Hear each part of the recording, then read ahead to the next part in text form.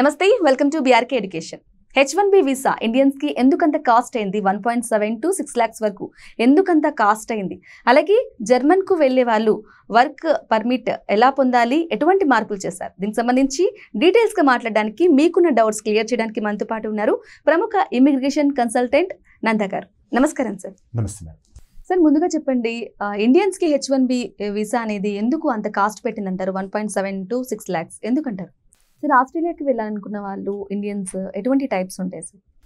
Great question అండి. ఆస్ట్రేలియాకి ఎవరైనా వెళ్ళాలనుకుంటే వీసా టైప్లు చాలా ఉన్నాయి. ఒకటి 189 visa, 190 visa, 482 visa and sub class 500. So ఇవి డిఫరెంట్ కేటగిరీస్ ఆఫ్ వీసాస్ అండి. ఫస్ట్ 189 వీసా అండి. 189 వీసా అంటే పర్మనెంట్ రెసిడెన్సీ. ఎవరైనా 3 years ఎక్స్పీరియన్స్ ఐటీలో కానీ, హెల్త్ కేర్లో కానీ, ఇంజనీరింగ్లో 3 years ఎక్స్పీరియన్స్ ఉండి, రిలవెంట్ ఎడ్యుకేషన్ ఉంటే అండ్ రిలవెంట్ స్కోర్స్ ఉంటే, ఐఎల్స్ కానీ, పీటీఈ కానీ, ఇవన్నీ ఒక 7 band ఓవరాల్ ఉంటే they can apply for permanent residency of Australia. Okay. వాళ్ళకి 5 years వీసా వస్తుందండి. After that in this 5 years they can apply for citizenship. That's 189 visa. 190 visa type అండి next one, which is state sponsorship. Like states like New South Wales కానీ, Victoria కానీ, Queensland కానీ, Tasmania, ఈ states sponsor చేస్తాయండి క్యాండిడేట్కి. And they can stay in that state for 2 years and వాళ్ళకి PR వస్తుంది. Okay. 482 visa similar to H1B visa అండి, like US H1B visa. So 482 వీసాలో candidate will have employer sponsorship, job ఇస్తారు, salary ఒక $67,000 ఉంటుంది, plus ఉంటుంది. And at the same time వాళ్ళ ఫ్యామిలీని కూడా తీసుకెళ్ళొచ్చండి, లైక్ డిపెండెంట్స్, చిల్డ్రన్, వైఫ్, వాళ్ళని తీసుకొని దే కెన్ మైగ్రేట్. సో ఇది 482 వీసా అండి. అలాగే సబ్ క్లాస్ 500 అంటే స్టూడెంట్ వీసా అండి. ఇప్పుడు ఎవరైనా మాస్టర్స్ చదువుకోవాలి అనుకుంటే they can go to Australia.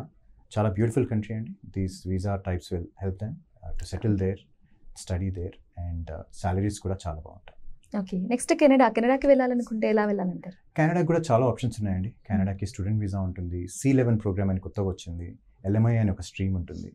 So ఇవన్నీ డిఫరెంట్ వీసా కేటగిరీస్ అండి. C11 ప్రోగ్రామ్ అంటే ఇప్పుడు ఎవరైనా వాళ్ళ బిజినెస్ ఎస్టాబ్లిష్ చేసుకుందాం అనుకుంటున్నారు కెనడాలో. లెట్స్ సే ఒక ఫ్యాషన్ డిజైనర్ ఉన్నారు, fashion designer want to start a business in Canada. వాళ్ళకి 1 to 7 years ఆఫ్ వీసా ఇస్తారు and they will be able to work there.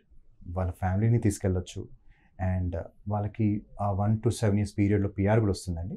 దీన్ని C11 వీసా అంటారు. అండ్ LMI కూడా ఉంటుందండి, లేబర్ మార్కెట్ ఇంపాక్ట్ అసెస్మెంట్ అని.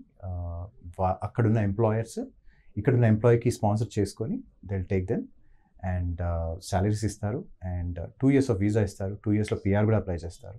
So this is one category to settle in Canada. అలాగే students అండి, చాలామంది students they are very interested in Canada, but they have to find the right consultant, right university. And దానికి కూడా criteria ఉంటుంది, like IELTS అని, PTE exam అని, education loan అని. So ఇవన్నీ ఎలిజిబుల్ అవుతే student can study in Canada. వాళ్ళకి 2 to 4 years of visa వస్తుందండి. So that will help them to settle in Canada later. Okay sir, చాలా బాగా చెప్పారు. Thank you so much sir. Thank you.